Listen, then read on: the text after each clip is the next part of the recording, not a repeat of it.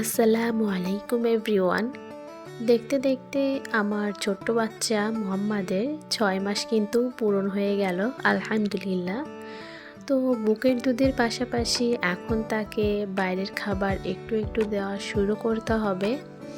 এই জন্য ওকে প্রথমবারের মতো আজকে আমি আপেল পিউরি খাওয়াবো, সেটাই এখানে রেডি করছিলাম। জাস্ট আপেলটাকে ভাপে দিয়ে সিদ্ধ করে নিয়েছি।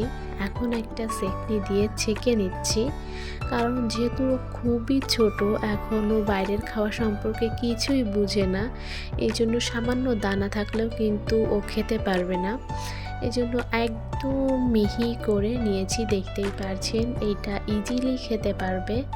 তো জীবনে প্রথমবারের মতো তার মুখে দিলাম কোনো খাবার, সে রিয়াকশনটা ভালোই ছিল, তবে খুব দুষ্টামি করছিল, বারবার হাত দিয়ে ধরার চেষ্টা করছিল।